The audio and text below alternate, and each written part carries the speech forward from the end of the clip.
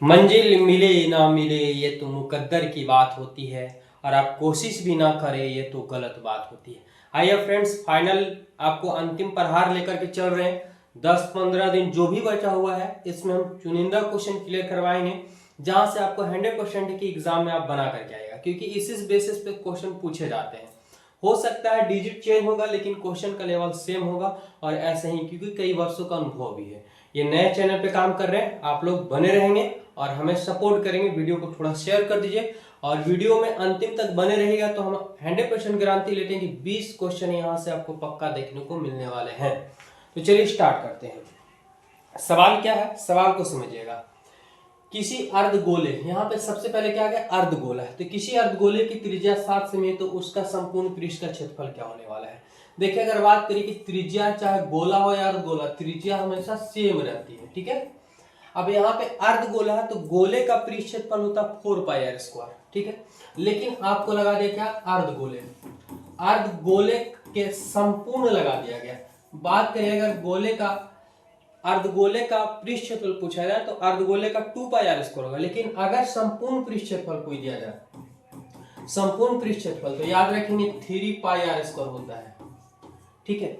2πr² होता है पृष्ठ क्षेत्रफल, लेकिन अगर संपूर्ण जोड़ दिया जाए तो 3πr² होता है। 3 का 3, लेकिन पाई देख रहे कि ऑप्शन में है तो पाई को छोड़ देंगे। आर की बात करें, आर का मान 7 है तो यहाँ पे 7 का स्क्वायर हो जाएंगे।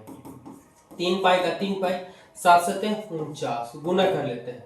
9 तिया 27 के साथ हाथ में 2, और 4 ती 12 और 2 14, 147 पाई क्षेत्रफल है, और सेमी में है तो सेमी स्क्वायर हो जाएगा, मीटर है तो मीटर स्क्वायर।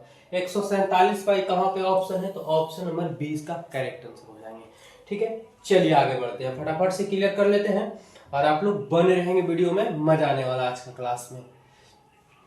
देखिए क्वेश्चन क्या है हमारे पास, क्वेश्चन नंबर 2 है कि 5 सेमी और 6 सेमी त्रिज्या वाले दो गोले के आयतनों का अनुपात। ऐसे सवाल को आपको पूरे बनाने की जरूरत नहीं है, बस शॉर्ट में करेंगे। देखेंगे गोले का आयतन, ये पहले गोले का आयतन है तो V1 कर देते हैं, V से वॉल्यूम होता है जिसका आयतन इंग्लिश में बोला जाता है, और नीचे कर लेते हैं अनुपात है, मतलब V2 कर सकते हैं।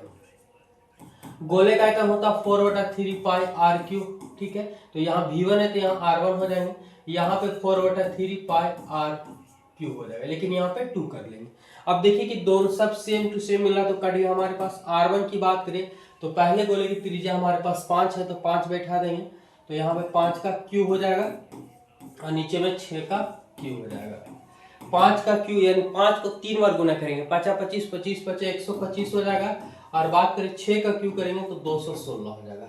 क्या हो जाएगा, तो 100 अनुपात मतलब बट्टा भी होता है, तो 125 अनुपात 216 कहाँ पे ऑप्शन है, तो ऑप्शन नंबर ए। इतना भी नहीं, अब शॉर्ट में कर सकते हैं कि गोले की त्रिज्या R³ बटा R1 का क्यूब बटा R2 का क्यूब डायरेक्ट बैठाएंगे, आंसर आपका हाजिर हो जाएगा। तो चलिए क्लियर करते जाते हैं, वीडियो में अंत तक बने रहेंगे। दोस्त यार के पास वीडियो को शेयर कर दीजिए। अंतिम प्रहार चल रहा है ये। क्वेश्चन नंबर 3 है, देखेंगे दिया कि 1 2 3 4 5 5 4 3 2 1 5 का बहुलक। तो बहुलक सबसे पहले किसे कहा जाता है, सर्वाधिक बार आने वाला 4 मान को ही बहुलक कहा जाता है, यानी सबसे ज्यादा बार जो रिपीट होती है संख्या वही बहुलक कहा जाता है। अगर बात करें तो 1 कितना बार आया है, 2 बार आया है। 2 कितना बार आया, तो 2 2 बार आया है। 3 कितना बार आया, तो 3 2 बार आया है। 4 कितना बार आया, तो 2 बार आया है। लेकिन बात करें 5 का, तो 5 देखेंगे सबसे ज्यादा 3 बार आया है, इसमें बहुलक कौन होगा, तो 5 होगा। सबसे ज्यादा बार आने वाली संख्या बहुलक कहलाती है। और ये क्वेश्चन आपको 100% के एग्जाम में आएंगे ही आएंगे। जो भी क्लियर करवा रहे हैं मिक्सिंग है, और यहाँ से क्वेश्चन आएंगे। देखिए आगे 2, 3, 4, 3, 5, 1, 2, 3 का बहुलक निम्नलिखित में से कौन सा होगा। तो बहुलक अभी जस्ट बताएंगे, सबसे ज्यादा बार आने वाली संख्या ही हमारे बहुलक कहलाता है। तो 2 कितना बार आया, 2 बार आया। 3 कितना बार आया, तो 3 जो है 3 बार आया। 3 कितना बार आया, 3 बार आया। 4 कितना, तो 4 एक बार। 5 एक बार है। यहाँ पे आंसर क्या हो जाएगा, तो ऑप्शन ए, यानी 3 सबसे ज्यादा बार आया, 3 बार, तो यही इसका आंसर हो जाएगा। आगे बढ़ते हैं अगले सवाल की ओर। सवाल नंबर 5 है कि किसी असममित बटन का माध्य और माध्यिका क्रमशः इतना और इतना हो तो बहुलक क्या होगा। देखिए ये क्वेश्चन आपको डायरेक्ट फॉर्मूला भी दे दिया जाता है, और यहाँ पे पूछा है, तो आपको ये पता होना चाहिए। बहुलक बराबर फॉर्मूला होता है 3 गुने माध्यक और माइनस 2 गुने माध्य। ये फॉर्मूला होता है जो आपको याद होना चाहिए हर हाल में, ठीक है। 1 नंबर का 2 नंबर या कंप्लीट, एक फॉर्मूला रहेगा और एक क्वेश्चन रहेंगे। 3 गुने माध्य का मान, देखिए पहले किसका मान है, तो माध्य का, तो ये माध्य का मान हो गया और ये माध्य का, क्योंकि बाद में क्रमशः है तो माध्य का मान, तो माध्य का मान कितना है 27.9 माइनस 2 गुने माध्य का मान क्या होगा, तो 26.8। चलिए गुना करते हैं, देखिए क्या आएगा, तो 9 या 27, 9 को 9 27 के साथ हाथ में 2 हो गया हमारे पास, 7 21, 21 1 22 23, 23 का 3 हाथ में 2 हो गया और 2 के 6 6 2 8 83 हो जाएंगे। अच्छा यहाँ से गुना कीजिए, 8 दूना 16 के 6 हाथ में 1 हो जाएगा, 6 दूना 12 के 13 हाथ में 1 दूना 4 1 5। चलिए अब घटाइए, 7 में से 6 जाएगा तो 1 आएगा दशमलव का दशमलव, 3 में से 3 जाएगा तो 0 हो जाएंगे और 8 में से 5 जाएगा तो 3। 30.1, 30.1 कहाँ पे है, ऑप्शन ए इसका करेक्ट आंसर हो जाएंगे, है ना। इजी, बहुत ही अच्छे से आपको समझ में आ रहा होगा, ज्यादा समय नहीं लेंगे, फटाफट से क्लियर करते हैं। क्वेश्चन नंबर 6 दिया हुआ, क्या यदि इतना इतना इतना का माध्य क्या होगा। देखिए इसका सबसे सिंपल तरीका होता है माध्य ज्ञात करने का, ध्यान समझेंगे। माध्य ज्ञात करने के लिए सबसे आसान तरीका है कि सबसे पहले तो संख्या को बढ़ते हुए क्रम में आपको सजाना होगा। तो सबसे छोटा संख्या कौन सा है, इसमें छोटा संख्या 2 है। 2 कितना बार है, 2 बार है। सो 2 के बाद क्या है, 3 है। 3 के बाद और 3 है, 3 नहीं है। 3 के बाद क्या नजर आ रहा है, 5 है। 5 के बाद 5 और है नहीं, 6 है। 6 कितना बार है, एक ही बार। 7 है। 7 के बाद क्या है हमारे पास, 9 है। 9 के बाद क्या है, 11 है।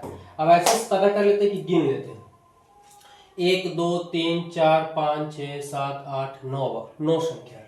1 2 3 4 5 6 7 8 एक संख्या और बच रहा है जो कहीं पे छूट गया है हमें, ठीक है। क्या है, कौन संख्या है, 9 11 7 10, 10 छूट गया था, ठीक है, 10 भी है हमारे पास। अब यहाँ पे संख्या है 2 2 4 2 6 2 8, एक 9 संख्या है। तो 9 संख्या सिंपल बनाने का तरीका है कि अगर विषम संख्या हो तो आगे और पीछे का समान जोड़ा लगाएंगे, जो बीच में बचेगा वही आंसर होगा। तो 9 में एक संख्या छोड़ेंगे, 8, 4 का आगे जोड़ा लगा दीजिए, 4 का पीछे से जोड़ा लगा दीजिए, जो बीच में बचेगा वही आंसर हो जाएगा। ऑप्शन की बात करें, ऑप्शन डी करेक्ट आंसर हो जाएगा। चलिए आगे बढ़ते हैं, अगला सवाल बहुत इजी क्वेश्चन है सभी के सभी, और ये क्वेश्चन पूछे जाएंगे। निम्नलिखित में से कौन सी संख्या किसी घटना की परिक्ता नहीं हो सकती। देखिए घटना की जो परिक्ता 0 और 1 के बीच में होना चाहिए, 0 और 1 के बीच में, ना इससे कम ना इससे ज्यादा।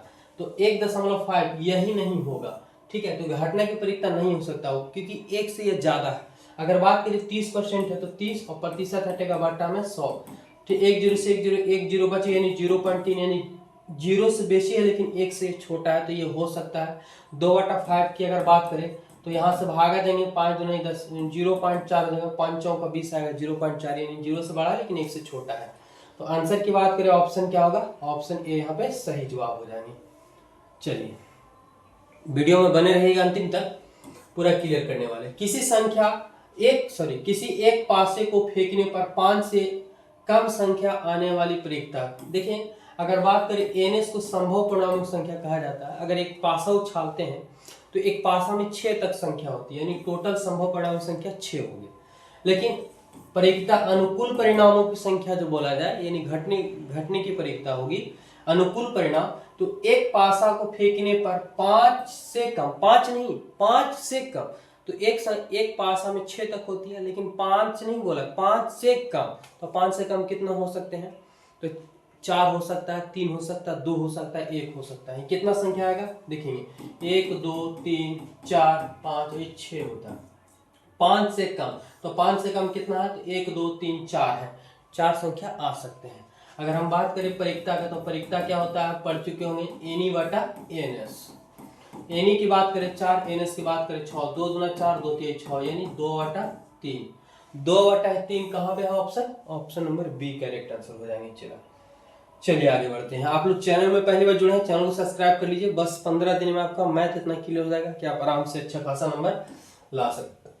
52 पत्तों की गड्डी से एक लाल पान का इक्का निकालने की परिक्ता क्या होगी। देखें बात करें संभव परिणामक संख्या, ताश के पत्तों में टोटल पत्तों की संख्या होती है 52, लेकिन हमसे यहाँ पूछा है कि गड्डी से एक लाल पान। देखिए लाल रंग का अगर बोलता तो 2 पत्ते, क्योंकि कलर के आधार पे 2 भागों में बांटा गया, एक काला रंग और एक लाल रंग। लेकिन लाल पान और ठिक्कर 2 लाल ही रंग के होते हैं लेकिन अलग अलग होता है।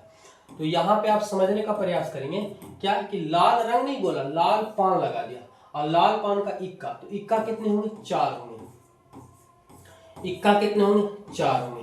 एक लाल पान होगा, देखिए एक ठिक्कर होगा और एक लाल पान होगा, और एक क्या होगा? काला पान होगा, और एक चिड़िया होगा।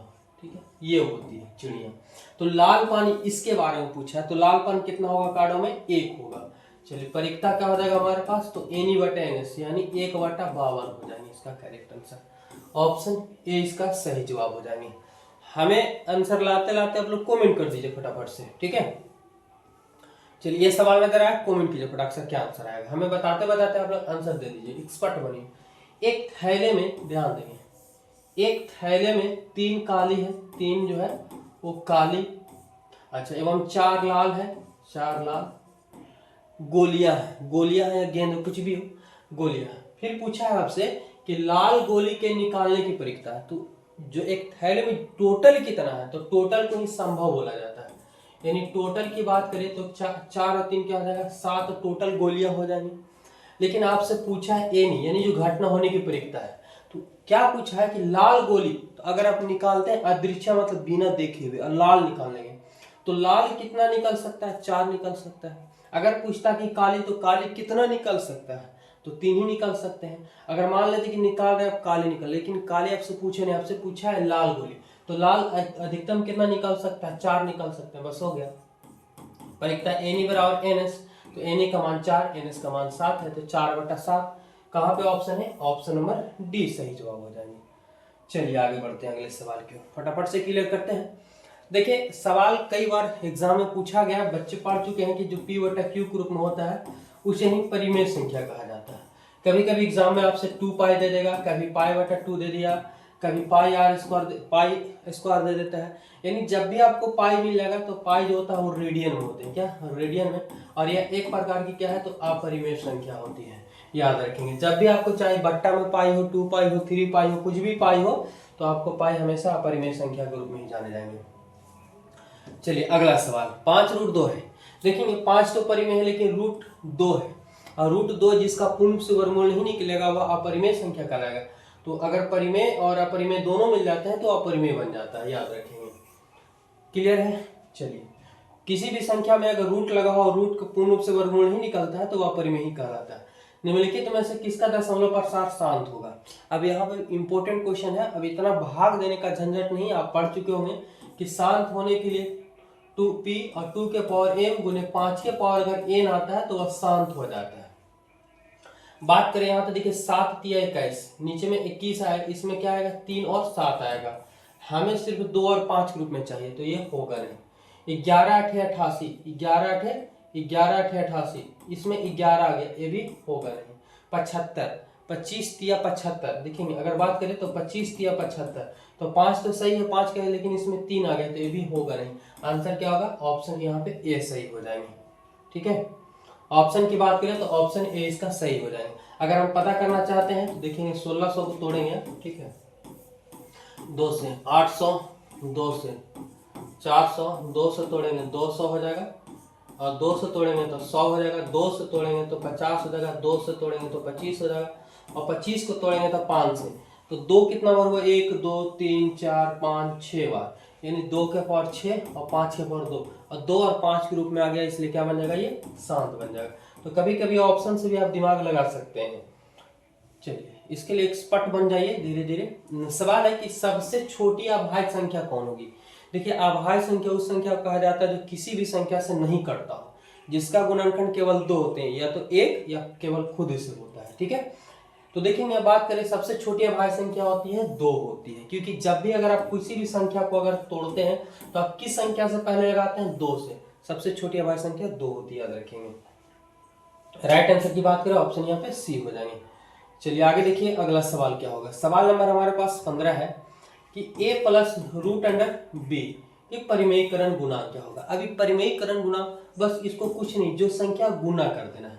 तो क्या हो जाएगा यहाँ पे हमारे पास कि a प्लस में इधर तो माइनस में √b हो जाएंगे, और यही संख्या a - √b हो जाएगा।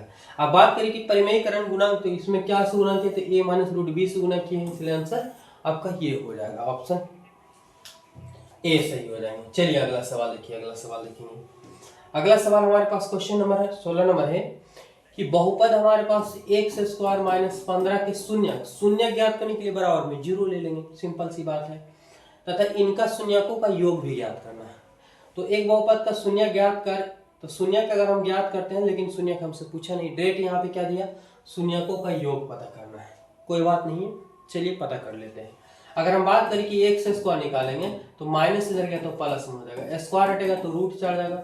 आप पढ़ चुके हैं कि वर्गमूल भी निकलता है तो एक बार प्लस में और एक बार माइनस में हो जाएगा। द्विघात बहुपद में दो शून्यक होते हैं, एक अल्फा यानी अल्फा का मान ले लेते हैं √15, अच्छा बीटा की बात करें इसका मान ले लेते हैं √15, लेकिन एक माइनस में और एक प्लस में। हमसे पूछा योग, योग यानी alpha plus beta, alpha plus beta बराबर तो क्या होगा, अल्फा का मान √15 प्लस बीटा का मान माइनस में √15। अब यहाँ पे 15 का 15 और माइनस में √15, तो एक प्लस में √15 एक प्लस माइनस में, तो प्लस माइनस यहाँ पे घट जाएगा तो क्या होगा 0।